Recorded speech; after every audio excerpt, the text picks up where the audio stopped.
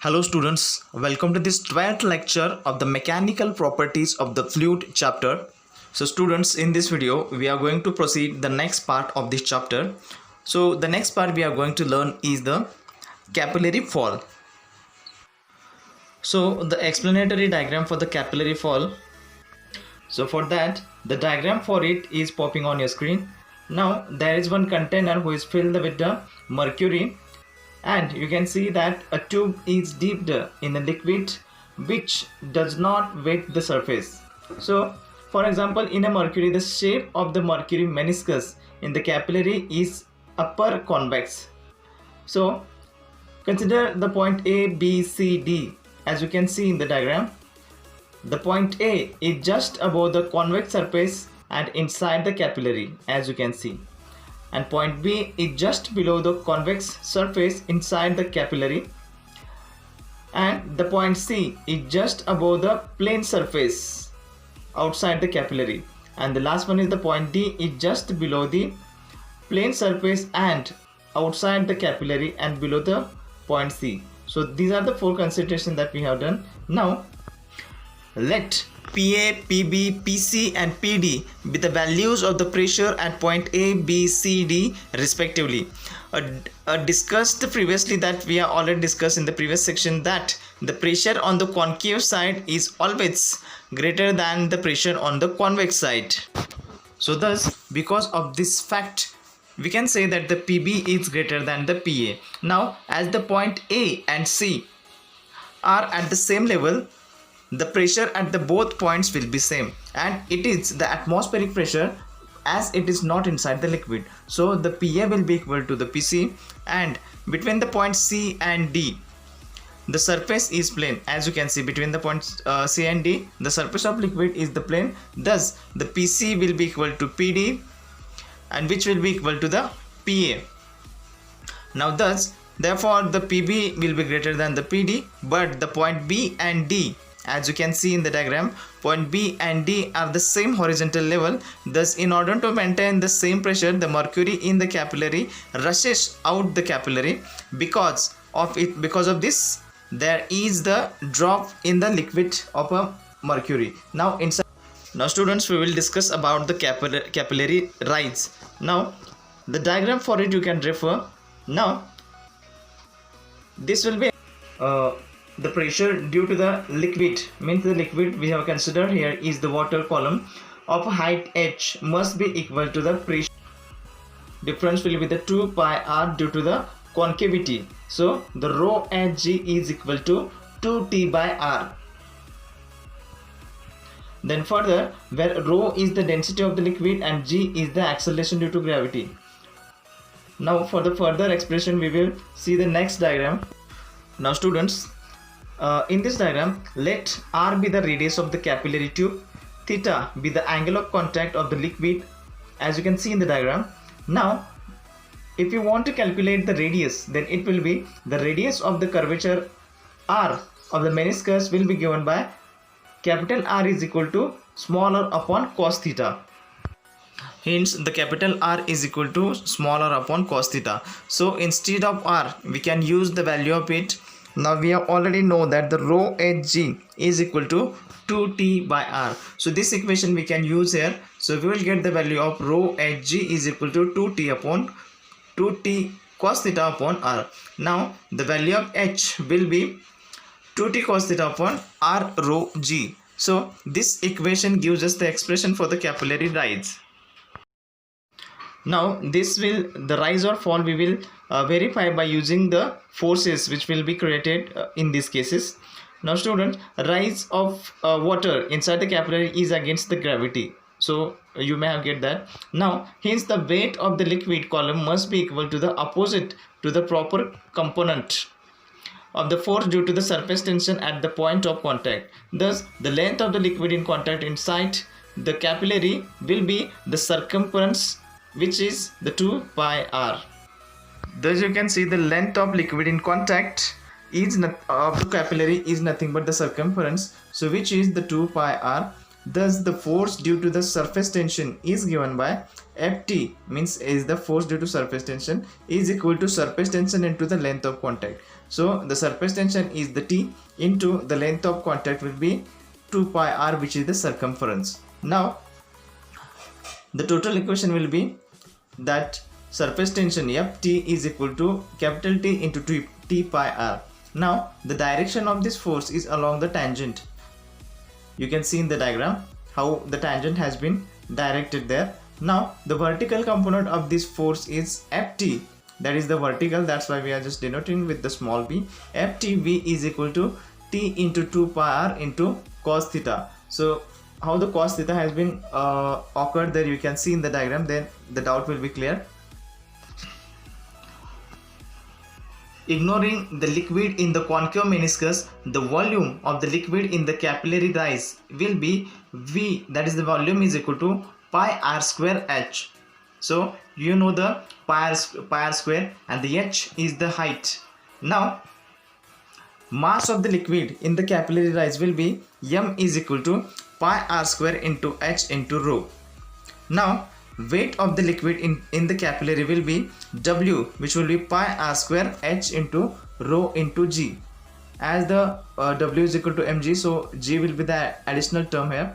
Now this must be an equal and opposite to the vertical component, the force due to the surface tension. Thus the equating right side's equation, so we have to just equate the m and w, then we will get, you can see here, pi r square h rho g is equal to T into 2 pi r into cos of theta.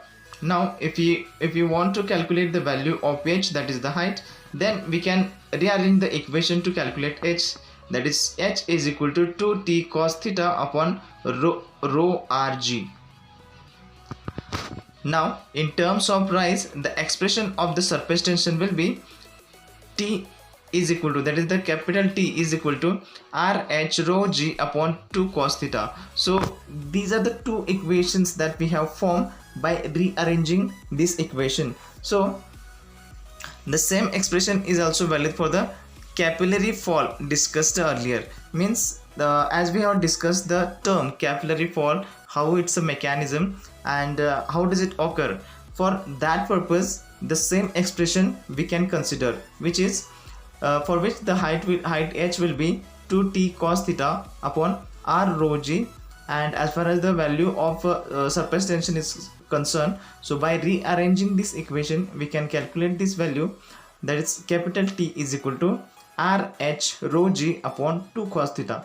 So students, this is the entire equation that we have derived by the method 2, means using the forces, and the first one method was using the pressure difference. So this is the method that we are just learn using the forces.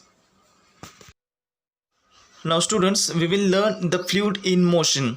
So the diagram that you are watching now, it is the flow lines and the flow tube, means you will get the general nature about the fluid in motion, but the exact diagram which we are going to define the different terms which are related to the fluid motion of the fluid, we will see afterward. But before that we will see the introductory part, so for your better understanding. Now students, now the moving fluids in our day-to-day life, you may have seen how the fluid is flowing from your dining table, or maybe on your only table, or on your floor.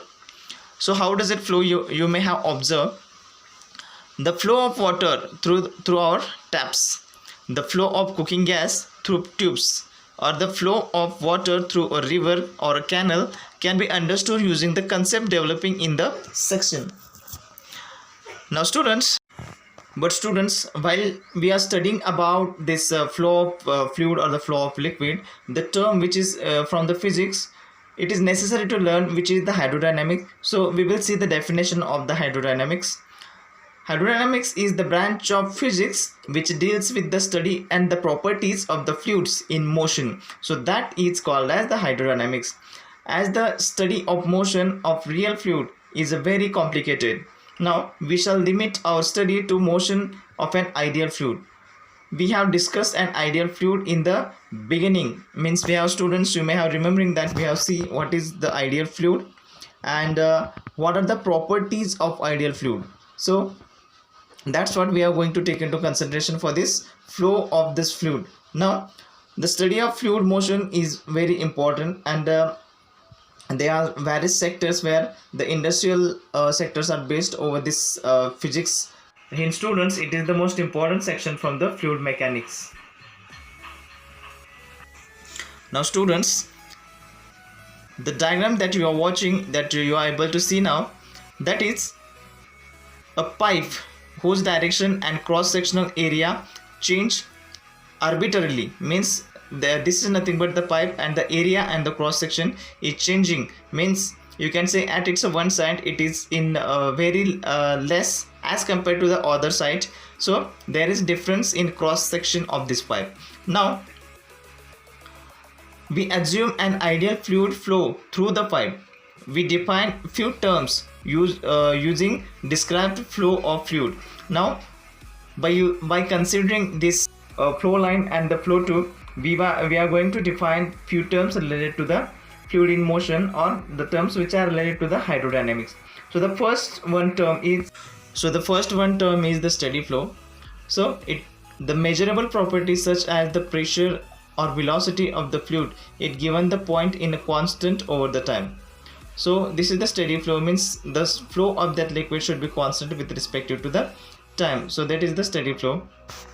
After that we will learn about the flow line. So flow line is the path of an individual particle in a moving fluid. As you can see, the path of an individual particle of the fluid in which it is moving a fluid. So this is the flow line.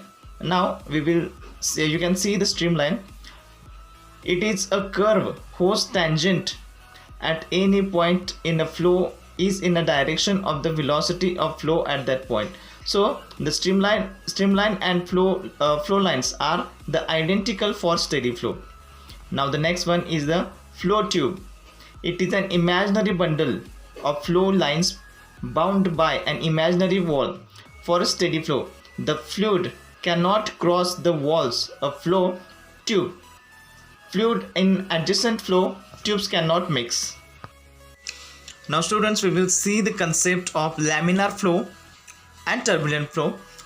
First of all, we will discuss about the laminar flow. So laminar flow is also known as the streamline flow. It is a steady flow in which the adjacent layer of the fluid moves smoothly over each other. A steady flow of a river can assume to be a laminar flow. Means in these students, the adjacent layers of the fluids which are in contact with each other, they are moving smoothly over each other. So this type of flow is nothing but the laminar or the streamline flow. And the second one flow is nothing but the turbulent flow, in which you can see that. And the second one flow is the turbulent flow. It is the flow at a very high flow rate, so that there is no steady flow and the flow pattern changes continuously. Thus, a flooded river means a river at the stage of the flood you can consider as a turbulent flow, which is not the streamline flow. Now students, we will see the differentiating points between the streamline flow and the turbulent flow. So you can see on your screen, in the column of streamline flow, the smooth flow of fluid with the velocity smaller than the certain critical velocity is called as a streamline flow or the laminar flow. So this is the definition of the streamline flow. Now we will move toward the first point of the turbulent flow. The irregular and the unsteady flow of a fluid when its velocity increases beyond the critical velocity is called as turbulent flow. Now in streamline flow, it is a streamline flow velocity of a fluid at a given point is always constant. And in the turbulent flow, the velocity of the fluid at any point does not remain constant. Now third point in the streamline flow, two streamlines can never intersect. They are always parallel. Now in the turbulent flow, points the fluid may have the rotational motion in give rise to a EDs. Means they are giving rise to the EDs. Means they are just possibility to intersect. Now the last one points in the streamline flow is the streamline flow over a plane surface can be assumed to be divided into a number of plane of layer in a flow of liquid through a pipe of uniform cross section area all the streamlines will be parallel to the axis of tube. Now the last point in the turbulent flow is a flow tubes loses its order and the particles move in random directions. So these are the few differentiating points between the streamline flow and the turbulent flow. So students, this much we have learned in this lecture, in this video. So the next part of this chapter we will learn in the next video. Thank you so much.